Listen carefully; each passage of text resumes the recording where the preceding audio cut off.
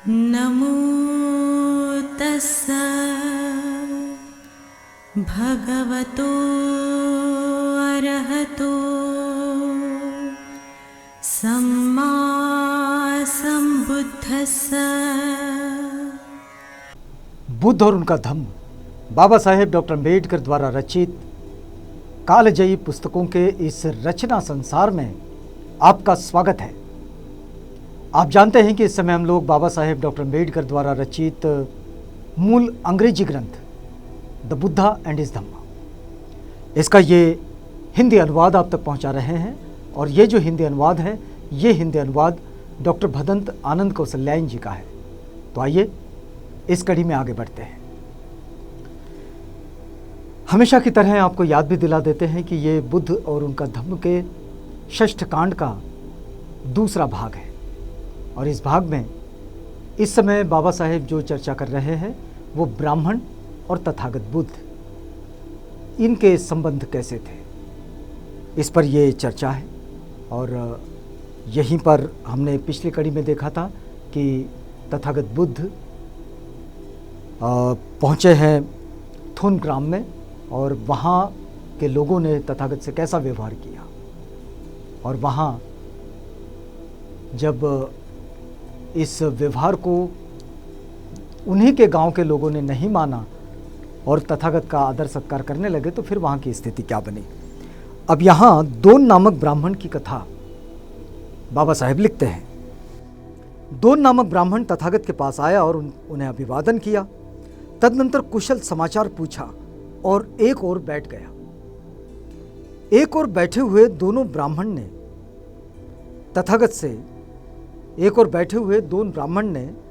से शिकायत की। दोन ब्राह्मण की शिकायत है तथागत से। श्रमण गौतम, मैंने लोगों को यह कहते सुना है कि श्रमण गौतम किसी वृद्ध वयोवृद्ध आयु प्राप्त ब्राह्मण के आगमन पर न उठते हैं और न उन्हें बैठने के लिए आसन देते हैं।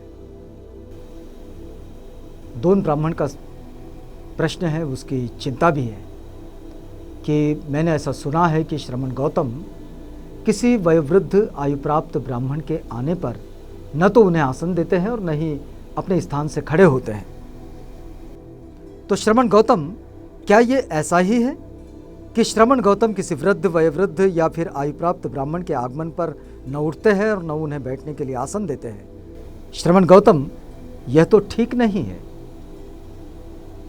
ब्राह्मण कहते हैं तथागत से कि हमने ये सुना है, तो क्या ये सही है? आप ऐसा करते हैं? और अगर ऐसा करते हैं तो फिर ये ठीक नहीं है। अब तथागत देखिए क्या पूछते हैं इनसे। दोन, क्या तुम अपने आप को ब्राह्मण समझते हो? तथागत का प्रश्न है कि क्या तुम अपने आप को ब्राह्मण समझते हो? तो कहता है श्रमण गौतम, यदि कोई किसी ब्राह्मण के बारे में ठीक ठीक कुछ कहना चाहे तो उसे कहना चाहिए कि ब्राह्मण अपनी माता तथा पिता दोनों की ओर से सुजात होता है, 7 पूर्व पीढ़ियों तक पवित्र होता है, जन्म की दृष्टि से सर्वथा निर्दोष, अध्यायी, वेद मंत्रज्ञ, अक्षर और प्रभेदों सहित तीनों वेदों में पारंगत, शब्द शास्त्र का ज्ञाता, इतिहास पुराण का जानकार, काव्य और व्याकरण का पंडित, महापुरुष लक्षणों का कुविद विश्व चिंतक होता है। और श्रमण गौतम, मेरे बारे में भी ठीक ठीक ये कहा जा सकता है, क्योंकि मैं भी माता पिता दोनों की ओर से सुजात हूँ और विश्व चिंतक हूँ। और वो बाकी सब जितनी विशेषताएं उन्होंने बताई ब्राह्मण की, वो सारी विशेषताएं तथागत से कहीं कि भाई मुझ में ये सारे गुण हैं और इसलिए मैं ब्राह्मण हूँ। तो फिर तथागत पूछते हैं कि दोन, जो पुराने मंत्र निर्माता, मंत्र रचयिता, मंत्रधर ब्राह्मण हैं, जिन्हें अपने मंत्रों का अक्षरशाह शब्दशाह ज्ञान है, जैसे कि अट्ठक, वामक, यमदेव, विश्वामित्र, यमदग्नि, अंगिरस, भारद्वाज का कहना है कि ब्राह्मण 5 तरह के होते हैं। पहला, ब्रह्म सदृश ब्राह्मण, दूसरा देव सदृश ब्राह्मण, तीसरा बंधन युक्त ब्राह्मण, चौथा बंधन भज्जक ब्राह्मण तथा अंत्यज ब्राह्मण। अब तुम इन 5 प्रकारों के ब्राह्मणों से किस प्रकार के ब्राह्मण? तथागत पूछते हैं कि इतने प्रकार के ब्राह्मण तो होते हैं, इनमें से तुम किस प्रकार के हो? तो कहता है श्रमण गौतम, मुझे ब्राह्मणों के 5 प्रकारों की जानकारी नहीं है, किंतु तब भी मैं मानता हूं कि मैं ब्राह्मण हूं और आप हमें धर्म का उपदेश दें ताकि हमें 5 प्रकार के ब्राह्मणों की जानकारी हो। उसने कहा कि भाई मुझे इसकी जानकारी तो नहीं है कि ब्राह्मण 5 प्रकार के होते हैं, लेकिन मैं ब्राह्मण हूं, अगर आपको पता है तो आप इसकी जानकारी दें, इस पर कोई प्रवचन दें और हमें बताएं।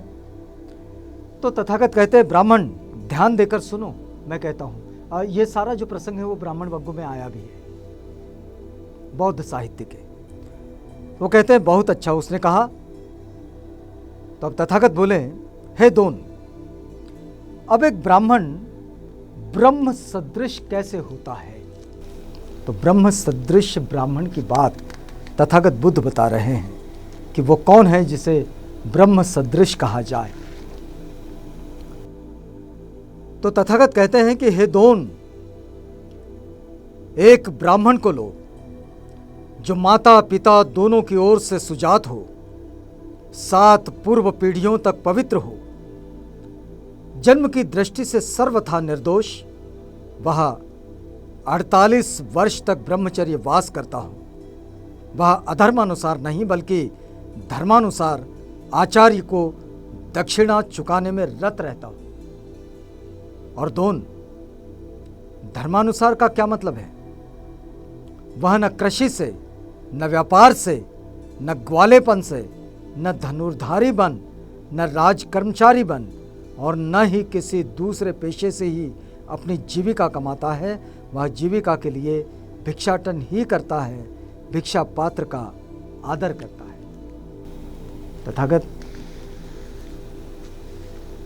अपनी बात को बड़े ही अनूठे ढंग से समझाते हैं। तो दोन ब्राह्मण को कह रहे हैं कि ब्रह्म सदृश जो ब्राह्मण होता है वो कैसा होता है? तो वो जो धर्मानुसार आचरण करता है, वह किसी कृषि से, व्यापार से या फिर अन्य किसी उपद्व्याप से वो पैसा नहीं कमाता, धनुर्धारी न बनता, वो राज कर्मचारी भी नहीं बनता, बल्कि वो अपनी जीविका के लिए केवल भिक्षाटन करता है। वो ब्रह्म सदृश होता है ब्राह्मण। फिर और ब्राह्मण की विशेषता बताते हैं कि वह अपनी गुरु दक्षिणा चुकाता है, सिर दाढ़ी मुंडवाता है, काशाय वस्त्र धारण करता है और गृह त्याग कर अनागरिक हो जाता है। ब्राह्मण की दूसरी विशेषता उन्होंने बताई कि ब्राह्मण न तो राजकर्मचारी होता है, न व्यापारी होता है, न कुछ होता है, लेकिन दूसरी बात वे बताते हैं कि वो गुरु दक्षिणा को चुकाता है। गुरु दक्षिणा को बिना चुकाए, ऋण से बिना मुक्त हुए भाग नहीं जाता। और फिर वे आगे कहते हैं कि वो सिर दाढ़ी मुंडवाता है, काशाय वस्त्र धारण करता है और गृह त्याग कर, वो अपने घर में नहीं रहता, गृह त्याग कर अनागरिक हो जाता है। तो ऐसा जो होता है वो ब्राह्मण होता है। और इस प्रकार घर से बेघर होकर वह जब एक दिशा को, दूसरी दिशा को, तीसरी दिशा को, चौथी दिशा को, ऊपर नीचे सभी दिशाओं को मैत्री भावना से युक्त होकर विहार करता है, दूर तक चले जाने वाली प्रशस्त असीम घृणा व द्वेष से सर्वथा शून्य, वह करुणा युक्त होकर विहार करता है, मुदिता युक्त होकर विहार करता है, उपेक्षा युक्त होकर विहार करता है और दूर दूर तक जाने वाली प्रशस्त असीम घृणा व द्वेष से सर्वथा शून्य होता है, उसे ब्राह्मण कहते हैं। और इस प्रकार इस चारों ब्रह्म विहारों में ये दरअसल ये चारों ब्रह्म विहार है। तो इन चारों ब्रह्म विहारों में विहार कर मृत्यु होने पर, शरीर के ना रहने पर वह ब्रह्मलोकगामी होता है। वह दोन, हे दोन, इस प्रकार एक ब्राह्मण ब्रह्म सदृश होता है। जो ब्राह्मण ब्रह्म सदृश होता है वो ऐसा होता है। अब दोन का ये जो दावा था, तो इस दावे को वो खुद ही जांचे परखे कि इस दावे पर वो खरा उतरता है क्या। फिर आगे कहते हैं तथागत कि हे दोन, एक ब्राह्मण देव सदृश कैसे होता है? ब्रह्म सदृश तो बता दिए, देव सदृश कैसे होता है? तो हे दोन, अब एक ब्राह्मण को लो जो पहले ब्राह्मण की ही तरह माता पिता की दोनों ओर से सुजात है। वह न कृषि से न व्यापार से अपनी जीविका कमाता है, वह जीविका के लिए भिक्षाटन करता है। वह अपनी गुरु दक्षिणा चुकाता है और अधर्मानुसार नहीं बल्कि धर्मानुसार पत्नी ग्रहण करता है। तो उसका जो जीवन शैली है, उस जीवन शैली में अगर इतनी चीज़ें हैं तो फिर उसे देव सदृश ब्राह्मण कहा जाएगा। अब इस विषय में धर्मानुसार का क्या मतलब है? तो वह किसी ऐसी ब्राह्मणी को ग्रहण नहीं करता जो खरीदी बेची गई हो, लेकिन ऐसी ही जिसके हाथ पर जल डाला गया हो। वह एक ब्राह्मणी के ही पास जाता है, किसी अंत्यज, किसी बहलिए, किसी बंसफोड़, किसी रथकार अथवा किसी आदिवासी के लकड़ी के पास, किसी आदिवासी के लड़की के पास नहीं है। वह बच्चे वाली स्त्री के पास नहीं जाता, न दूध पिलाने वाली स्त्री के पास जाता है, और न ही उसके पास जो रितनी ना हो। दोन, वह बच्चे वाली के पास क्यों नहीं जाता? यदि वह जाए तो निश्चय से बालक या बालिका का जन्म अपरिशुद्ध होगा। अगर वह ऐसा करता है तो फिर वो जन्म अपरिशुद्ध होगा। और वह दूध पिलाने वाली के पास क्यों नहीं जाता? यदि वह जाए तो निश्चय से बालक या बालिका का दूधपान अपरिशुद्ध हो जाएगा। और जो ऋतुनी नहीं है उसके पास भी वह क्यों नहीं जाता? हे दोन, यदि एक ब्राह्मण जो ऋतुनी नहीं है उसके पास नहीं जाता तो वह कभी भी उसके लिए कामाग्नि की तृप्ति का साधन नहीं बनती। वह उसके लिए केवल संतान की जननी ही बनी रहती है। और इस तरह ये ब्राह्मण की बात है जो तथागत बुद्ध ने समझाई, और वही बाबा साहेब ने यहाँ लिखे हैं। ये इस समय हम लोग बुद्ध और उनका धम्म से ब्राह्मण तथा तथागत बुद्ध, ये दोनों की जीवन शैली, दोनों की समझ, दोनों की रहन सहन ये कैसे थी, इसी बात को बाबा साहेब ने इसमें लिखे हैं जो हम आप तक पहुंचा रहे हैं। यहाँ रुकते हैं क्योंकि ये वक्त पूरा होता है। तो अगली कड़ी में मिलेंगे आपसे जब हम इसी बातचीत में आगे बढ़ेंगे। तो तब तक के लिए हमें इजाज़त दीजिएगा।